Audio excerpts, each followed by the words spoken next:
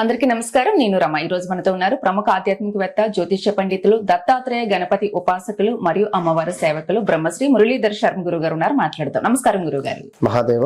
గురుగారు, జూన్ 2వ తారీఖు నుంచి గురు మార్పు ఉంది 2026 సంవత్సరంలో.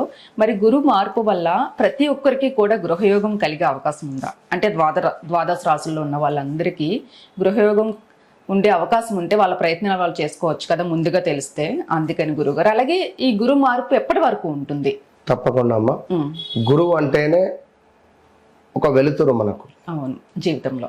ఎందుకంటే చీకటిగా ఉన్నటువంటి మన జీవితంలో ఒక వెలుగు అనేటువంటిది రావడం ద్వారా మన లోపల ఒక కాంతి అనేటువంటిది ప్రవేశించడం కానీ, ఒక వెలుతురు కానీ, ఒక శుభం కానీ, ఒక మిరాకిల్స్ కావచ్చును, వర్క్స్ పెండింగ్స్ ఉన్నటువంటివన్నీ ముందుకు వెళ్ళేటువంటి క్రమాలు కావచ్చును, ఉద్యోగంలో గ్రోత్, పేరు ప్రఖ్యాతలు పెరిగేటువంటి పరిస్థితి కావచ్చును, ఇలా ఎన్నెన్నో కూడా శుభాలు మనకు తీసుకొని వచ్చే ఒక స్వీటుకు అధిపతి గురువే. సో ఒక స్వీట్ తింటే ఏమవుతుంది, ఒళ్ళు ఆహా అనిపిస్తుంది, ఆ ఆనందం వేరే. ఆ విధంగా గురువు యొక్క రాక మన జీవితంలోకి వస్తే ఆ విధంగా ఉంటుంది.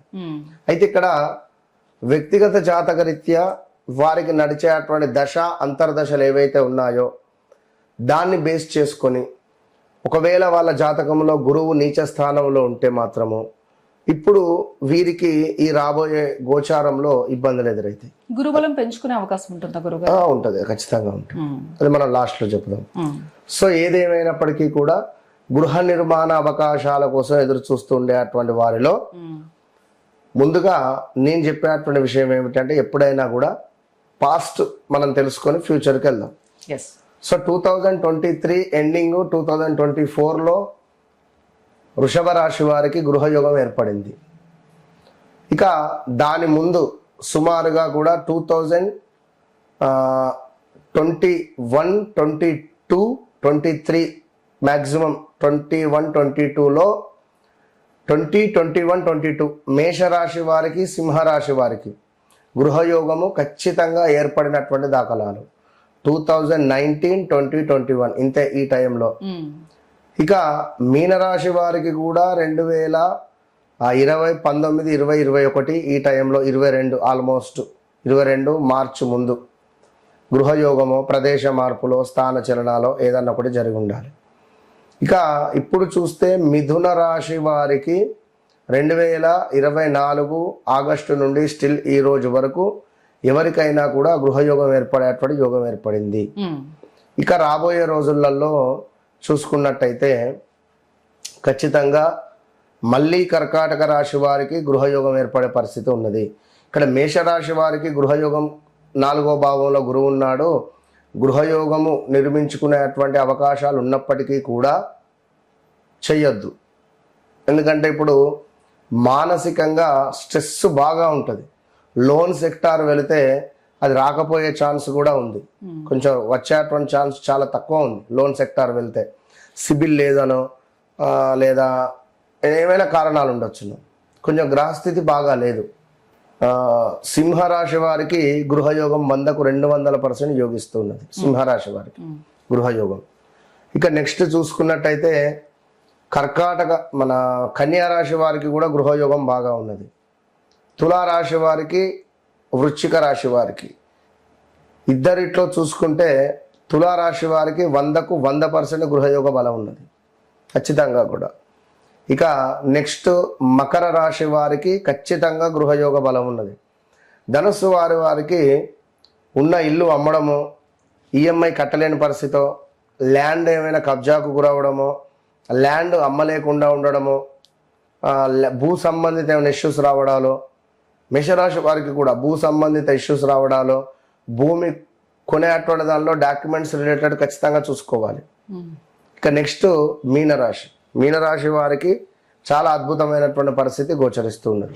ఏది ఏమైనప్పటికీ కూడా నేను చెప్పేటువంటి విషయం ఒకటే, వ్యక్తిగత జాతకరీత్యా నడిచేటువంటి దశ అంతర్దశలు ఏవైతే ఉన్నాయో ఆ దశ అంతర్దశలలో 4వ భావము, 5వ భావము, 12వ భావము, 11వ భావము ఇట్టి భావాలకు సంబంధించినటువంటి అధిపతులు మంచి స్థానాలలో ఉన్న ఎడల వారికి ఖచ్చితంగా కూడా గృహయోగము ఉండేటువంటి అవకాశాలు, కోకొల్లలు ఉండేటువంటి పరిస్థితి ఉంది.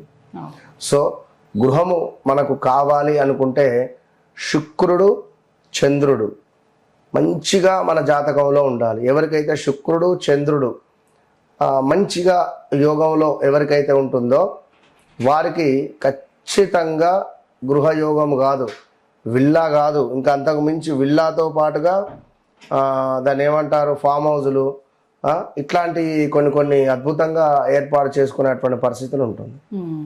కనుక ఇట్టి రాశుల వారు ఏదేమైనా వారి వారి వ్యక్తిగత జాతకాన్ని చెక్ చేసుకోవచ్చును. నేను ఒకటే చెప్తున్నాను, నేను మీ జీవితంలోకి కొంచెం లేటుగా వచ్చినా పర్వాలేదు కావచ్చు, కానీ నేను రాకముందు నేను వచ్చిన తర్వాత అనేటువంటిది ఖచ్చితంగా వారు 1-2 సార్లు చెక్ చేసుకోవచ్చు. 100% నన్ను కలవక ముందు నన్ను కలిసిన తర్వాత అనేటువంటిది వారు నోట్ చేసి పెట్టుకోవచ్చు. ఓపెన్ ఛాలెంజ్ అంతే. ఒక్కసారి కలిస్తే సరిపోతుంది. ఖచ్చితంగా తర్వాత కలుస్తూనే ఉంటారు. అవసరం లేదు. ఒక పని అయింది అయిపోయింది కదా, వాళ్ళు మళ్ళీ ఆ డిస్ట్రిక్ట్ కలపాలి, అంతే కదా. అంతే, అట్లా కలిస్తేనే మనకు వర్కౌట్ అవుతుంది. ఇప్పుడు ఆకలి అవుతుంది, అవును, అన్నం తినాలి అనే భావన ఉండాలి, చక్కగా మనం భుజించాలి. నేను ఫ్రైడ్ రైస్ తింటా, నేను బిర్యానీ తింటా, లేదా నేను ఇంకేదో తింటా అంటే నీ కడుపు ఖరాబ్ అవుతుంది. ఒకటి కడుపు నిండుతుంది, నిండదని కాదు, అక్కడ పంచభక్ష పరమన్నాలు అమ్మవారు పెడుతుంది అన్నప్పుడు మనం తినాలి, తినేది హెల్దీగా. అదొకటి. గృహయోగం ఖచ్చితంగా ప్రతి ఒక్కరికి కలగాలి. అంటే ఆ టైం ని వినియోగించుకోకపోతే మళ్ళీ టైం పడుతుంది, మళ్ళీ ఒక 4-5 years టైం పడుతుంది. 4-5 years పడుతుందా? అట్లా. ఓకే, ప్రతి రాశి వారికి ఎవరెవరికైతే ఉందో చెప్పారు. ఇంకా ఇన్డెప్త్ గా తెలుసుకోవాలంటే జాతకరీత్యా ఒకసారి మిమ్మల్ని కలిస్తే ఖచ్చితంగా గృహయోగం అయితే ప్రతి ఒక్కరికి ఏర్పడాలని కోరుకుందాం. నమస్తే గురు. మహాదేవ.